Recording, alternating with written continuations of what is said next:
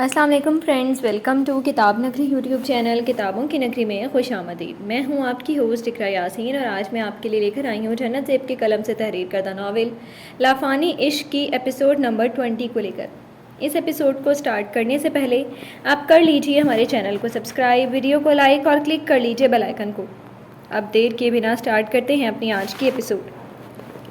اپنی بات کے مطابق دعا سلطان مینشن جانے کی بجائے تعمیر سلطان کے ساتھ سیدھا اپنے بابا کے گھر ہی آئی تھی، اور فی الحال ارشان نے بھی زیادہ بحث نہ کرتے ہوئے اسے جانے دیا، کیونکہ وہ چاہتا تھا وہ کچھ دن خود کو ریلیکس کر لے، اس کے بعد وہ اس سے کوئی بات کرے گا، ورنہ ابھی تو دعا اس کی کوئی بات سننا تو دور اسے دیکھ بھی نہیں رہی تھی۔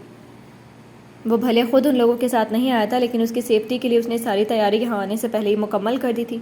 گھر کے اندر نہ گارڈز نہ صحیح، لیکن وہ ہر اس جگہ کیمراز لگوا چکا تھا تاکہ دور سے ہی مگر وہ اسے دیکھ تو سکے، جبکہ گھر کے باہر بہت سے گارڈز پہرے داری دے رہے تھے۔ تو بیٹا آپ کو کچھ چاہیے؟ نرس اسے کھانے کے بعد میڈیسن کھلا رہی تھی جب تعمیر سلطان اس کے پاس آ کر شفقت بھرے لہجے میں پوچھنے لگی، جس پر دعا ان کی محبت پر چپ نہ رہ پائی۔ نہیں بابا، میری بیٹی نے کھانا کھایا؟ اس کے جواب پر وہ مسکرا کر اس کے پاس آئے اور ساتھ پڑی کرسی پر بیٹھ کر ایک اور سوال پوچھا۔ جی، سر جھکا کر وہ صرف اتنا ہی بولی، جبکہ اس کے لہجے، انداز اور آنکھوں کا یہ خالی پن اس سے فاصلوں دور بیٹھا اس کا شوہر محسوس کر کے تڑپا۔ وہ کب سے بیٹھا اس کی ایک ایک حرکت نوٹ کر رہا تھا، جو بالکل چپ چاپ سے صرف لیٹ کرنا جانے کیا کیا سوچے جا رہی تھی۔ اگر آپ کو کسی بھی چیز کی ضرورت ہوئی تو بیٹا مجھے بتا دیجیے گا، میں یہیں ساتھ والے کمرے میں ہوں۔ دو تین مزید باتیں کرنے کے بعد وہ آرام کی غرض سے اٹھتے ہوئے بولے، جو ان کی بات پر صرف سر ہلا کر رہ گئی تھی، اور وہ اس کے سر پر ہاتھ رکھ کر باہر نکل گئی، جبکہ نرس وہیں اس کے پاس ہی سائڈ پر موجود صوفے پر بیٹھ گئی اور وہ خود دوبارہ لیٹ کرنا جانے کہ ان سوچوں میں ڈوبی۔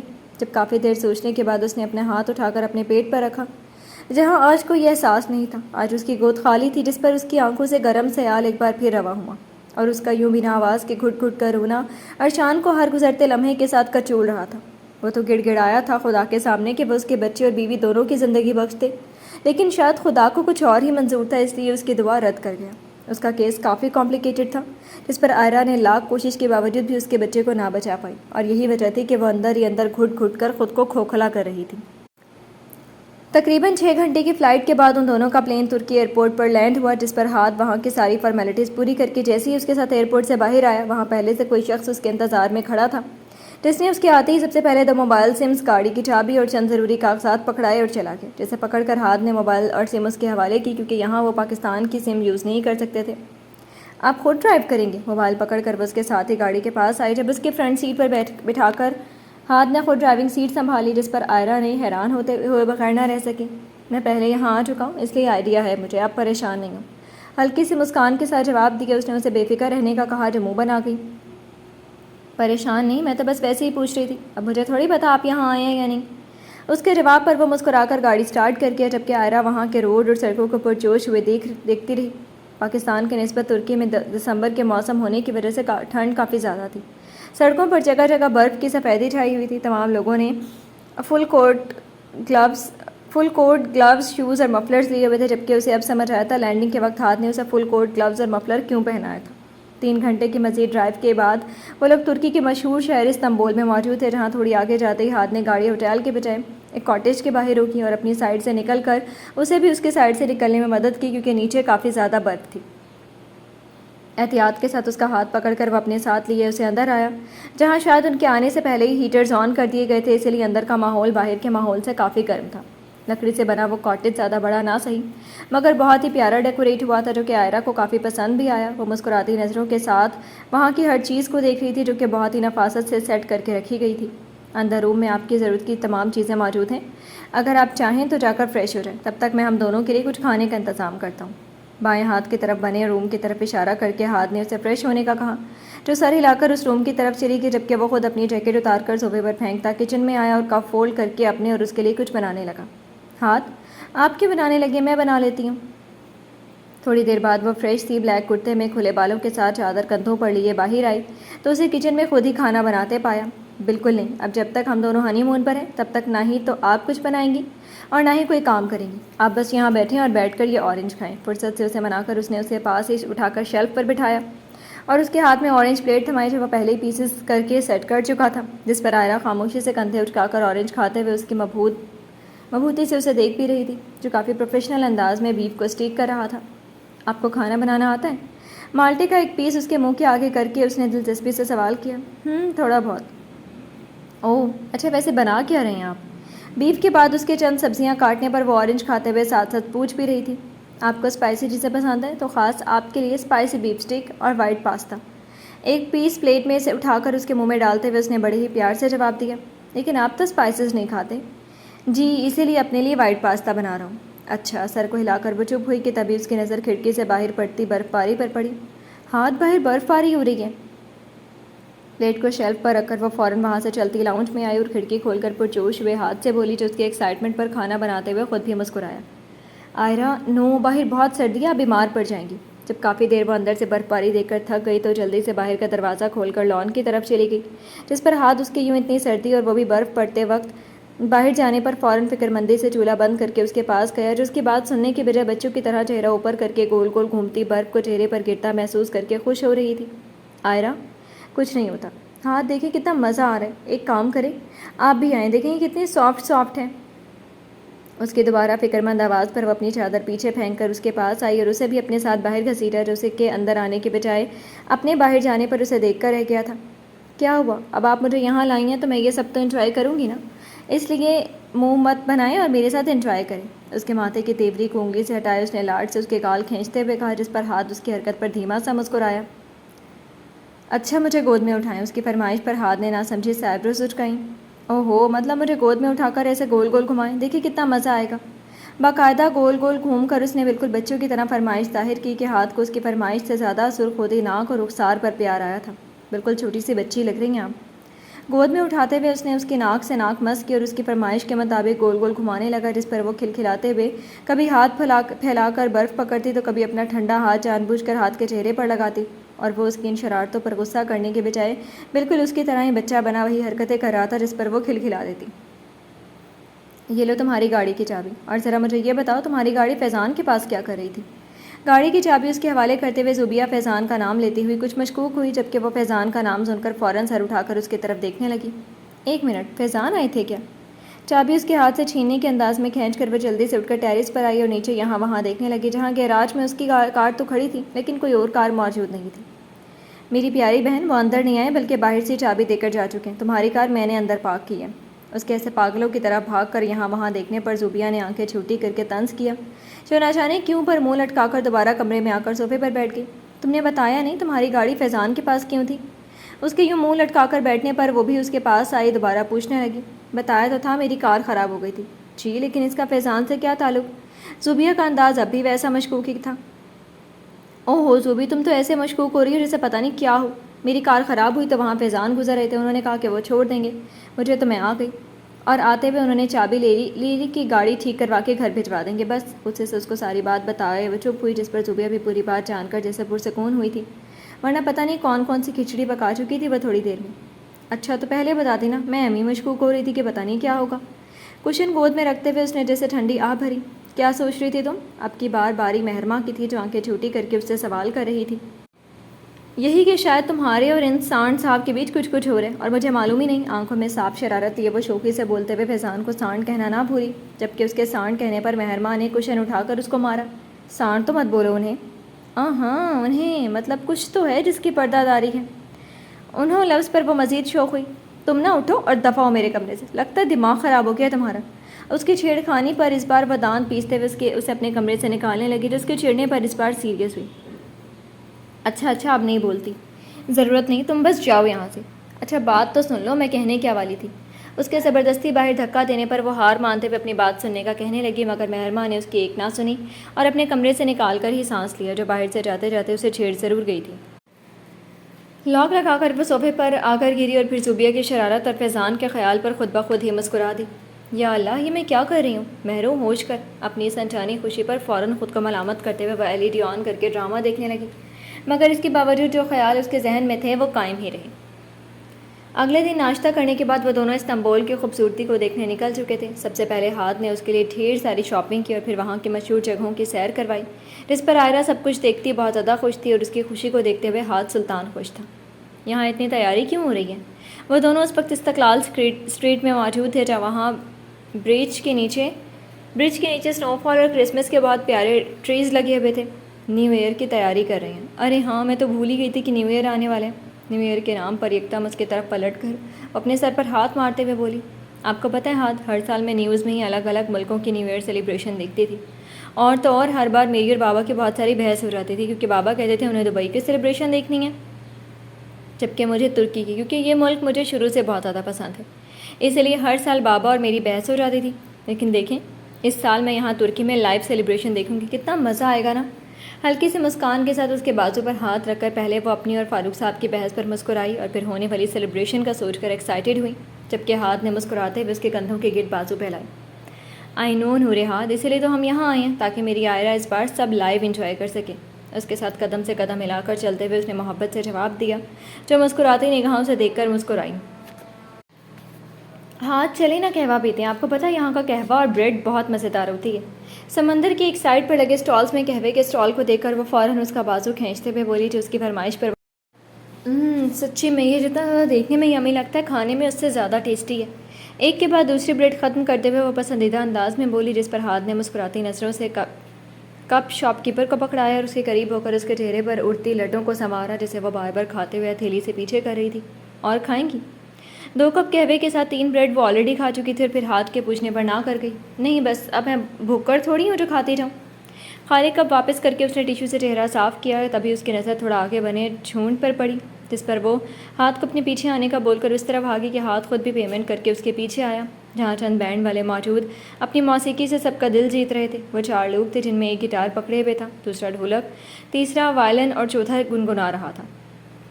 بہت سے لوگ کھڑے ان چاروں کی موسیقی سے لطف اٹھا رہے تھے، اور ان میں پیش اس کی اپنی بیوی بھی تھی، جو پرجوش نگاہوں سے مسکراتے ہوئے ہاتھوں سے ہلکی ہلکی تالی بجاتے ہوئے خود بھی لطف اندوز ہو رہی تھی۔ اس نے بغور آئرہ کے چہرے کی جانب دیکھا، جس کی نگاہوں کا تسلسل وہ 4 لوگ تھے، اور ان 4 لوگوں کی وجہ سے اس کے ہونٹوں پر مسکراہٹ تھی، جو کہ آج پہلی بار اسے بالکل اچھی نہ لگی۔ اسے اس کی مسکراہٹ پسند تھی، لیکن صرف اپنے لیے، کسی اور کے لیے اس کا مسکرانا اسے انسیکیور کر رہا تھا۔ یہ سب آبزرو کرتے ہوئے نہ جانے اس کے ذہن میں کیا آیا کہ وہ ان 4 لڑکوں کے پاس گیا اور کچھ بات کرنے لگا، جیسے کوئی ایڈوائس دے یا لے رہا ہو۔ وہیں آئرہ ناسمجھی سے اس کو دیکھتی کچھ سمجھنے کی کوشش کرتی کہ اس سے پہلے ہی وہ اپنی بات مکمل کر کے دوبارہ اس کے پاس آیا، جو ناسمجھی سے اس کو دیکھ کر آئیبرو سچکا گئی۔ Will you dance and sing with me نورے ہاتھ؟ بڑے ہی دل فریب انداز میں اس کے سامنے اپنا ہاتھ پھیلا کر اجازت مانگی گئی، جو اس کی اجازت طلبی پر پہلے تو حیران ہوئی، مگر پھر اپنی حیرانگی بھلائے والہانہ انداز میں مسکرا کر اس کے ہاتھ پر ہاتھ رکھ گئی۔ اس کا ہاتھ تھام کر تھوڑا پیچھے آئے اس نے آنکھوں سے اشارہ کر کے ان 4 کو میوزک پلے کرنے کا کہا، جو اس کے اشارے پر فوراً عمل کرتے ہوئے میوزک بجانے لگے، جبکہ وہاں آس پاس گزرتے لوگوں اور جو وہاں کھڑے تھے ان دونوں کو مسکرا کر دیکھ رہے تھے۔ یہ راتیں، یہ موسم، ندی کا کنارہ، یہ چنچل ہوا۔ ایک ہاتھ اس کی کمر پر جبکہ دوسرے سے اس کا ہاتھ پکڑے اس نے اسے اپنے ساتھ لیا، آگے پیچھے پیروں سے سٹیپس کیے۔ یہ راتیں، یہ موسم، ندی کا کنارہ، یہ چنچل ہوا، کہاں 2 دلوں نے کہ مل کر کبھی ہم نہ ہوں گے جدا۔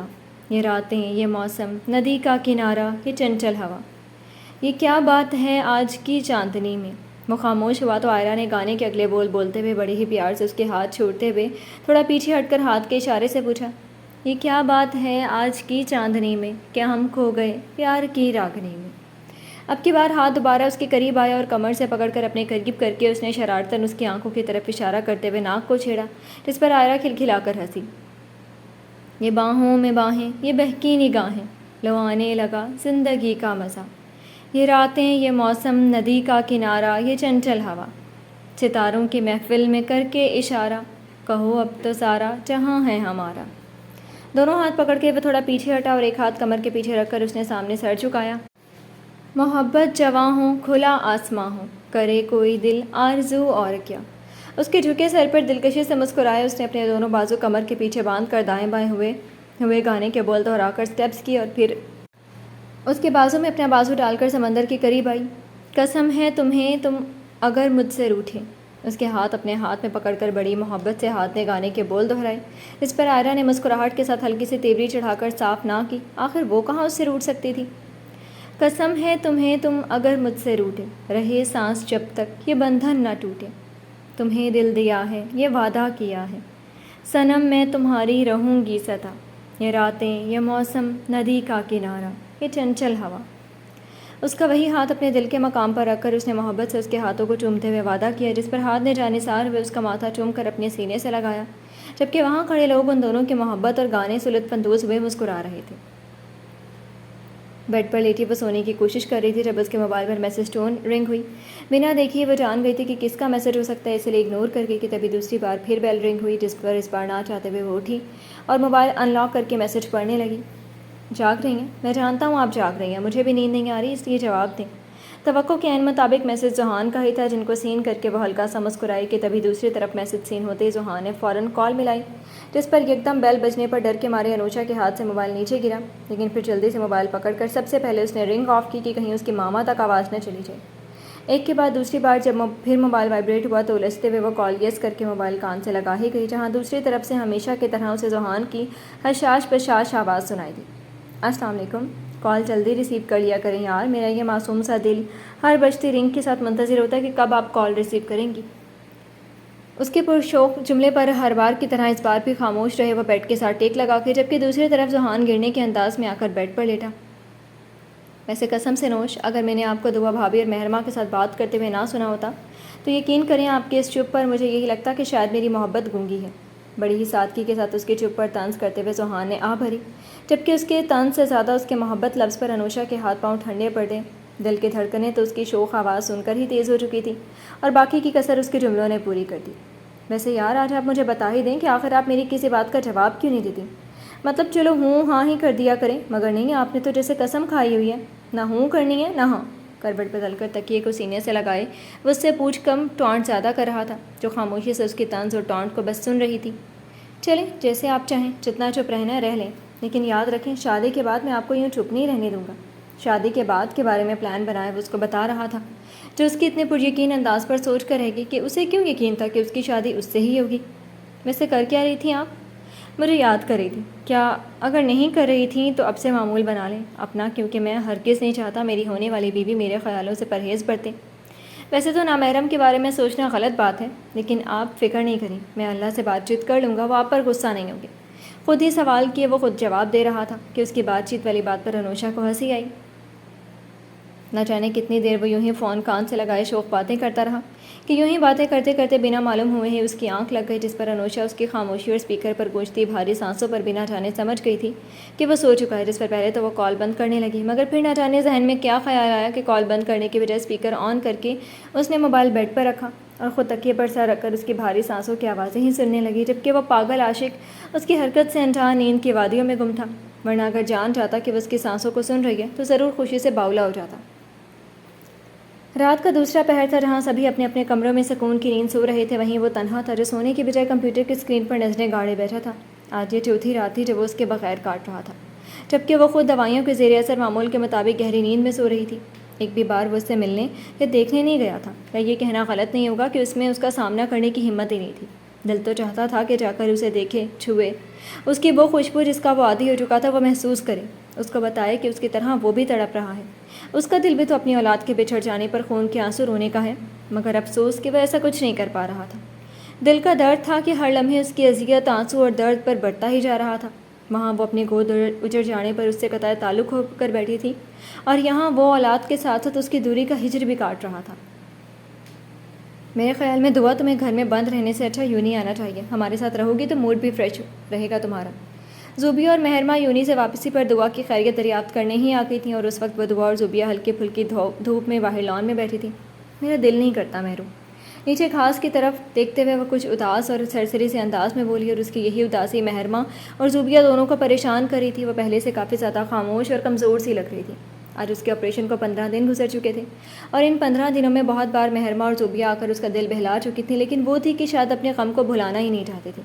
یہ تو کوئی بات نہ ہوئی دعا، اگر تم ایسے ہی ہر چیز سے منہ موڑ لو گی تو کیسے خود کو سنبھال پاؤ گی؟ گھر سے نکلو، یوں نہیں آؤ تاکہ تمہارا موڈ بھی کچھ فریش ہو۔ اب کی بار زوبیہ نے پیار سے اس کا ہاتھ پکڑ کر اسے سمجھانا چاہا۔ صحیح کہہ رہی ہے زوبی، اور ویسے بھی نیکسٹ منتھ سے پیپر سٹارٹ ہونے والے ہیں، اور تمہاری پڑھائی کا پہلے ہی بہت زیادہ حرج ہو چکا ہے، اس لیے بہتر ہے کہ تم یوں نہیں آؤ تاکہ پیپرز میں تمہیں کوئی پرابلم نہ ہو۔ مہرماں نے اپنی طرف سے کوشش کی، جس پر وہ محض سر ہی ہلا گئی۔ امی کی کال ہے، میں ابھی آئی، وہ دونوں سے سمجھا رہی تھی کہ تبھی زوبیہ کا موبائل رنگ ہوا، جس پر وہ بشریٰ بیگم کی کال دیکھ کر فون سننے کے لیے اٹھ کر وہاں سے اندر کی جانب آئی، جبکہ مہرماں وہیں اس کے پاس بیٹھ کر باتوں ہی باتوں میں اسے سمجھا رہی تھی تاکہ وہ اس غم سے نکل سکے۔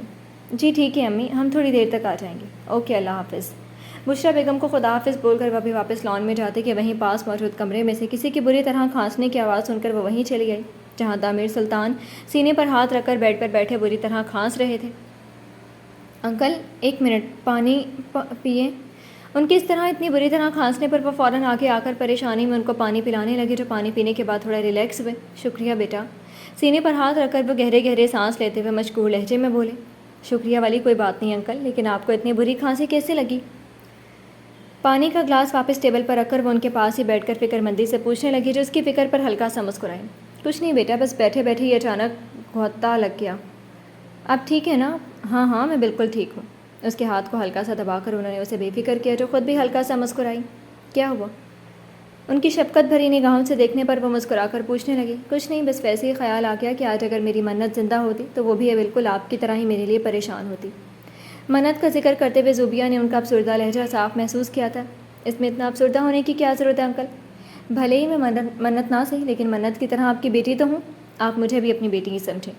ہلکی سی مسکان کے ساتھ ان کا دوسرا ہاتھ بھی اپنے ہاتھ میں پکڑتے ہوئے وہ نہایت اپنائیت سے بولی، جس پر تعمیر سلطان نے شفیق مسکراہٹ کے ساتھ اس کے سر پر ہاتھ رکھا اور خوش رہنے کا کہا کہ تبھی فیضان کمرے کے اندر آیا، جس پر زوبیہ ان کا ہاتھ تھپتھپا کر ان کے پاس سے اٹھ گئی۔ چلیں اب آپ آرام کریں، میں چلتی ہوں۔ انہیں آرام کرنے کا بول کر وہ فیضان کو سر کے اشارے سے سلام کر کے باہر نکل گئی۔ کیا ہوا بابا، سب ٹھیک ہے؟ کچھ نہیں، بس منت کی یاد آ گئی تھی اور کچھ نہیں۔ خیر تم بتاؤ، تم یہاں؟ جی وہ ارشان نے دعا بھابھی کے لیے کچھ سامان بھجوایا تھا، بس وہی دینے آیا تو سوچا آپ سے بھی مل لوں۔ آخر اور کتنے دن رکنے کا ارادہ ہے آپ کا یہاں؟ ان کو جواب دیے وہ جا کر صوفے پر بیٹھ گیا، جب تک دعا بیٹی نہیں جاتی۔ آئرہ بھابھی کی کال آ رہی ہے، تم اٹھا کیوں نہیں رہی؟ آئرہ کی مسلسل تیسری بار آتی کال پر مہرمہ پوچھ ہی بیٹھی، جو دیکھنے کے باوجود بار بار اس کی کال اگنور کر رہی تھی۔ مجھے نہیں اٹھانی۔ موبائل کی اسکرین الٹ کر وہ بالکل بے لچک لہجے میں بولی، لیکن اس کا یہ بے لچک لہجہ مہرمہ کو بالکل اچھا نہ لگا۔ تم اب تک ان سے ناراض ہو؟ اس کے سوال پر جواب دینے کے بجائے وہ غصے سے آنکھیں گھما گئی۔ دعا یہ تو کوئی بات ہی نہ ہوئی، تم تو ایسے ریئیکٹ کری جبکہ تم اچھے سے جانتی ہو انہوں نے یہ سب تمہاری بھلائی کے لیے کیا۔ میں نے نہیں کہا تھا انہیں یہ سب کرنے کے لیے، یہ سب انہوں نے اپنی مرضی سے کیا، مجھے دھوکے میں رکھ کر۔ یہ بھی نہیں سوچا کہ اپنی گود اجڑ جانے کے بعد مجھ پر کیا بیتے گی۔ مہرمہ کی بات بیچ میں ہی کاٹ کر وہ یکدم غصے سے بالکل بے لچک انداز میں بولی، بھلے تم نے یہ سب نہیں کہا یا تم راضی نہیں تھی، پر ایک بار تو سوچو دعا کہ ارشان سر کے لیے وہ وقت کتنا مشکل ہوگا جب انہیں تم میں سے اور اپنی اولاد میں سے کسی ایک کو چننے کا فیصلہ کرنا پڑا ہوگا۔ گود صرف تمہاری نہیں اجڑی یار، اولاد صرف تم نے نہیں کھوئی، بلکہ وہ اولاد ارشان سر کی بھی تھی، انہوں نے بھی تو اولاد کھو دی۔ افسوس بھرے لہجے میں اسے ارشان کے دکھ کا احساس دلاتے ہوئے مہرمہ بولتے ہوئے رکی تھی۔ خود سوچو دعا، اگر وہ تمہاری بات مان جاتے تو کیا تمہاری اولاد صحیح سلامت اس دنیا میں آ جاتی؟ نہیں، کیونکہ تم بھی جانتی ہو اگر وقت رہتے علاج نہ کیا جاتا تو شاید 1 ماہ بعد ہی خدا نہ خواستہ وہ زخم ناسور بن جاتا، اور تب نہ تو شاید تم بچ پاتی اور نہ شاید تمہارا بچہ۔ تو بتاؤ، یہ سب جانتے ہوئے آئرہ بھابھی اور ارشان سر تمہاری جان خطرے میں ڈال سکتے تھے؟ ارے یار، تمہیں تو ان کا شکر گزار ہونا چاہیے جنہوں نے وقت رہتے کچھ برا ہونے سے بچا لیا، لیکن تم ان کے شکر گزار ہونے کے بجائے الٹا ان سے منہ موڑ کر بیٹھ گئی ہو۔ وہ حقیقت جس سے منہ موڑ کر وہ ان دونوں سے قطع تعلق ہوئی تھی، وہی ساری حقیقت لفظ بہ لفظ اس کے سامنے رکھتے ہوئے مہرمہ خاموش ہوئی، جبکہ اس کی ساری باتوں کے بعد دعا نے نم آنکھوں سے سر جھکائے، جس پر مہرمہ نے آگے ہو کر اس کے دونوں ہاتھ اپنے ہاتھوں میں پکڑے۔ میں جانتی ہوں دعا، اولاد کے بچھڑ جانے کا غم چھوٹا نہیں ہے، پر یار ایک بار اس غم سے نکل کر ارشان سر کے بارے میں سوچو جب تم نے انہیں اپنی اولاد کا قاتل کہا ہوگا تب ان کے دل پر کیا گزری ہوگی۔ ایک بار سوچو ان کے بارے میں۔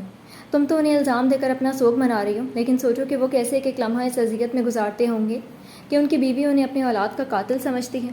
ہو سکے تو ایک بار ان کے بارے میں ضرور سوچنا۔ اس کے ہاتھوں پر دباؤ ڈال کر وہ بڑی ہی اپنائیت کے ساتھ اس کو ارشان کے بارے میں سوچنے کا بول رہی تھی۔ مہرو چلو، امی کی کال تھی، وہ کہہ رہی۔ دعا کیا ہوا تمہیں؟ صوفیہ جو باہر آتے ہوئے مہرمہ کو بلا رہی تھی، ان کے قریب آ کر دعا کو روتے دیکھ کر فوراً پریشانی سے اس کے ساتھ بیٹھتے ہوئے پوچھنے لگی، جس پر دعا نے جلدی سے اپنے آنسو صاف کیے۔ کچھ نہیں، تم چھوڑو، یہ بتاؤ کیا بول رہی تھی؟ اس کے سامنے مزید کوئی بات نہ کرتے ہوئے مہرمہ نے زوبیہ سے پوچھا، جو اس کی بات ٹالنے پر سمجھ کر ہاں کر گئی۔ امی کی کال آئی تھی، بول رہی تھی کہ پھپھو لوگ آئے ہیں تو ہم جلدی واپس آ جائیں۔ اچھا چلو پھر چلتے ہیں، تم اپنا خیال رکھنا، اور آئی ہوپ کہ اب تم یوں نہیں ضرور آؤ گی۔ ہلکے پھلکے انداز میں زوبیہ کو چلنے کا بول کر اس نے دعا کو بھی کہا، جو کھڑی ہو کر ہلکا سا مسکرائی اور سر ہاں میں ہلایا، جس پر مہرمہ اور زوبیہ دونوں سے خیال رکھنے کا بول کر خدا حافظ کہتی چلی گئیں، اور وہ وہیں بیٹھ کر بہت دیر تک مہرمہ کی باتوں کو سوچتی رہی۔ جی تو فرینڈز، کیسی لگی آپ کو آج کے ایپیسوڈ؟ کمنٹ سیکشن میں ضرور بتائیے گا۔ پھر حاضر ہوں گے ناول کے نیکسٹ ایپیسوڈ کے ساتھ، تب تک کے لیے اجازت دیجیے۔ شکریہ، اللہ حافظ۔